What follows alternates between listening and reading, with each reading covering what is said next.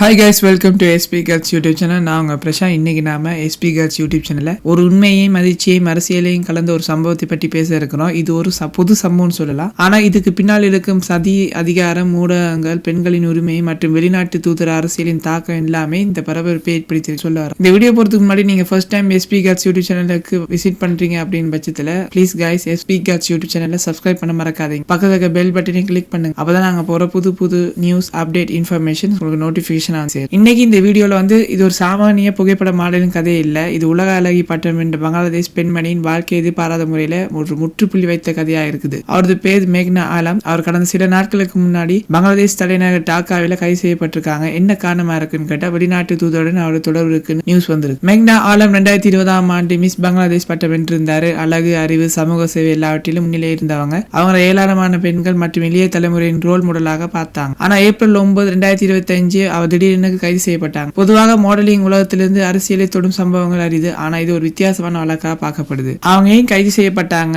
இது ஒரு ரகசியம் சதிதானா இல்ல ஒரு பெண் திடீரென்று சோசியல் மீடியால லைவ் வந்ததுக்கான ஒரு விளைவா என்பது பல கேள்வி இருக்கு. அவங்க சொல்றாங்க நான் அபாயத்தில் இருக்கிறேன் என்று தெரிவிக்க வேண்டிய நிலைக்கு வந்திருக்கேன் என்று சில விஷயங்களை அவங்க லைவ் வீடியோல சொல்லியிருக்காங்க. 2025 ஏப்ரல் மாதம் மேக்னா ஆலம் தனது சோசியல் மீடியால Facebookல திடீர்னு ஒரு Facebook லைவ் வீடியோ போட்டாங்க. அந்த வீடியோல அவங்க கூறியது என்னன்னு கேட்டீங்கன்னா, எனக்கு இதையாவது சொல்ல எனக்கு என் குரலை அடக்க முயற்சிக்கிறாங்க. நான் அதை சொல்ல வந்தா அதை எக்ஸ்பிரஸ் பண்ண விட மாட்டேங்கிறாங்க. இது ஒரு தனி மனிதரா இல்ல ஒரு சக்தி வாய்ந்த தூதரா? அவர் திருமணமானவர் என்ன எனக்கு தெரியாது. ஆனா என்னிடம் ஒரு உறவு வைத்திருந்தார். என் வாழ்க்கையை பாதித்தாரு. இப்போது என் வாயை மூட போலீசாரை பயன்படுத்திட்டு வராங்கன்னு அவங்க சோசியல் மீடியால சொல்லியிருந்தாங்க. இந்த வார்த்தைகள் பங்களாதேஷ் பரபரப்பை ஏற்படுத்தியிருந்தது. ஆனா அதிர்ச்சிக்கே ஒரு விஷயம் என்னன்னு கேட்டீங்கன்னா, அந்த வீடியோல நேரடி ஒளிபரப்பின் நடுவே திடீரென நிறுத்தப்பட்டது. அதன் பிறகு 24 மணி நேரத்துக்கு பிறகு மேக்னா ஆலம் குறித்த எந்த அதிகாரப்பூர்வ தகவலும் வெளியிடப்படல. மேக்னாவின் தந்தை பத்ருல் ஆலம் சொல்றாரு, ஒரு பத்திரிகையாளருக்கு பேட்டி அளித்திருந்தார். அதில் கூறியது, மகளுக்கு திருமணமான சவுதிய தூதருடன் உறவு வந்திருந்தது. அந்த உறவை மையமாக திருமணம் வைத்திருந்தாரு. ஆனா தூதரின் குடும்பம் அந்த உறவை ஏற்க மறுத்திருந்துச்சு. இதுலதான் கேள்வி என்ன எழுப்புதுன்னு சொன்னா,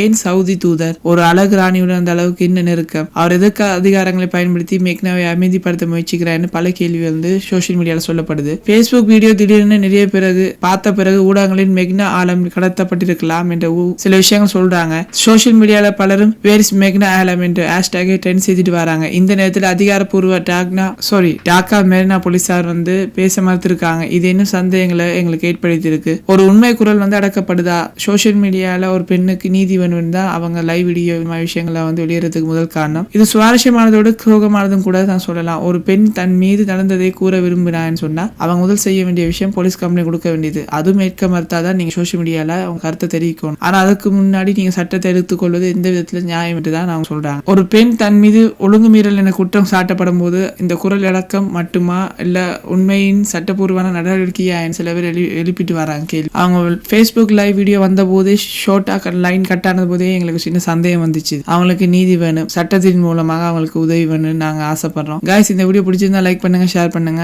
அடுத்த வீடியோ சந்திக்கும் வரை உங்களிடம் இந்த வீடியோ பெறுவது உங்கள் பிரசாந்த்.